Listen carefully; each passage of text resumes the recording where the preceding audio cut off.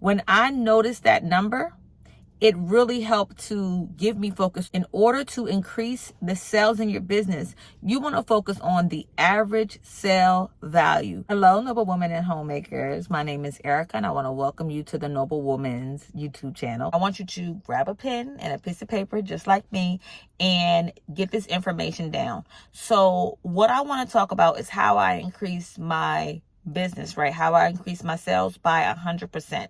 Now, the first thing you need to do is you need to know your numbers.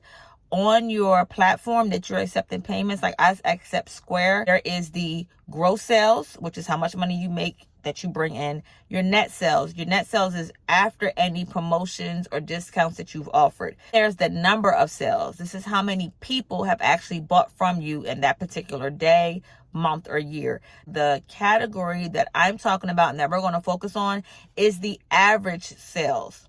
So your average sales is the amount of money that total people bought from you. So a person, you could have had 2 people, but those 2 people could have bought 5 different products.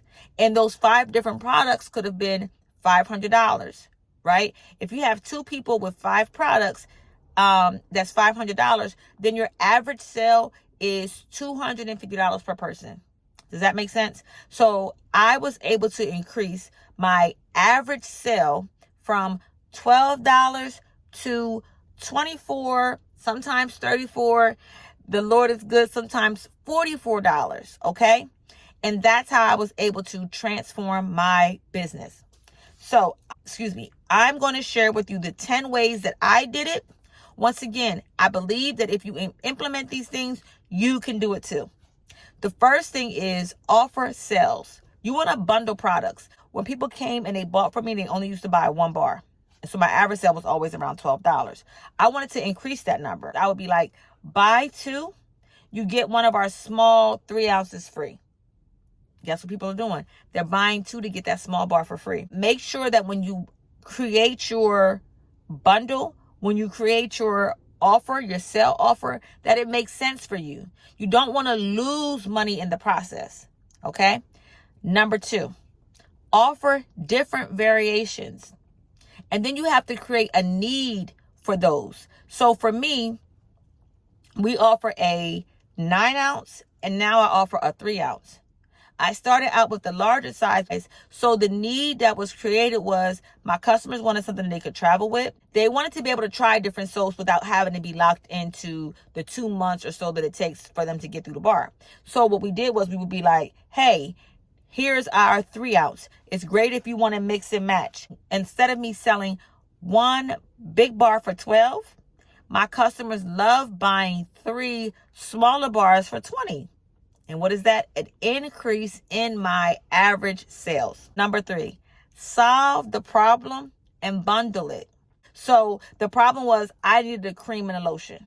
So for me, when I started out making soaps, I wanted to put a cream and lotion on after I got out of the shower. One that I made, not something that I had bought from the store. The way that I solved it was I created the balm.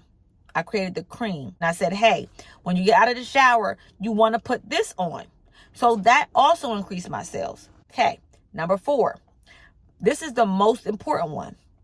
Ask God for what to make, what to sell, and what to offer. I was doing the 4 for $44. That was my offer for probably about the first 6 months that I was in business.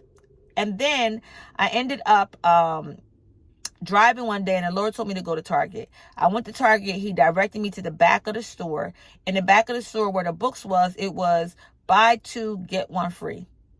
So I knew that he was telling me that that's the offer that he wanted me to make. You want to make sure that God is leading you in this process. Number 5, you want to allow your customer to save when they buy more products. So remember I was telling you in number 3 about how I had offered the cocoa butter bomb as a way to create a solution. What I did was I said, okay, not only do I have the cocoa butter bomb, but if you buy 2 soaps, I think it was, if you buy 2 soaps, you get $2 off the cocoa butter bomb. So they went from wanting 1 soap to know that they really need a homemade cream to go with it, right? So now they're incentivized. They already have the need. There's already a problem, and now they're incentivized to buy that next item. Number 6, you want to create trios, duos, and combos. The same thing I told you before where I said I sell some things like 1 for $8, 2 for $12, or 3 for $20. I have a best-selling duo. I have a rose water mist and I have a rose hip oil. So something to put on your face and then the follow-up product. And then I put those two together and I call them a duo. Number 7, you have to make the offer. Do not be afraid to sell. The more people you sell to, the more money you make.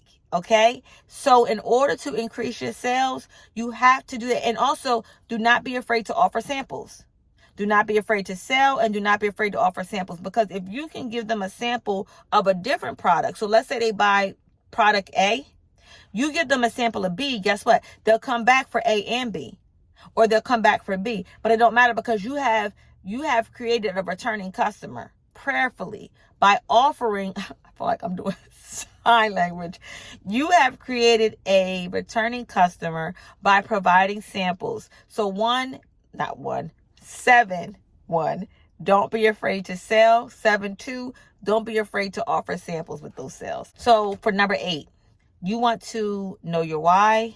You want to know your customer. You want to be conscious of what they're asking for. And then if it's a good fit, then you add it into your product base, right? So if they're already coming to you for one thing and they keep saying, man, that's what they do to me. They'll be like, I love bar soap. Have you ever thought about making liquid soap? I love bar soap. Have you ever thought about making hair products? Man, I love your blank. Have you ever thought about doing blank, right?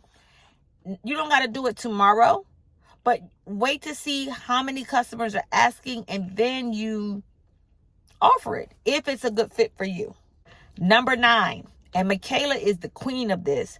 Don't be afraid to upsell at the end. So when they are buying the one product, let's say they love lavender, right? You can say, hey, I have a lavender rum spray. I have a lavender lotion. I have a lavender blank. Would you like to try that? Or would you like to partake in our sale? Like if they buy the one thing, we're currently offering this. They do it all the time. You got to think about when you're out shopping.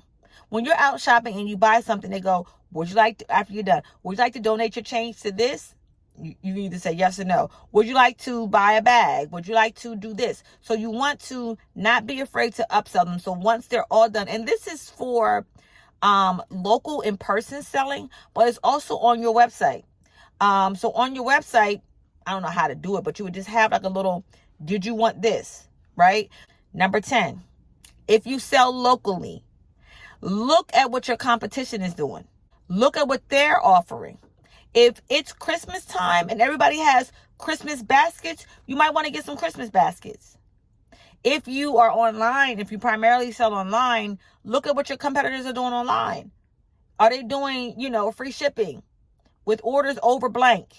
Are they doing the bundles that I'm talking about? I don't know why the bundles, it's just bundles, but it reminds me of Target and Walmart with the price match. I forgot which one started it, but it was like, I would be like, I'm only going to shop there because I remember Best Buy does it, Target does it, and I think Walmart does it now.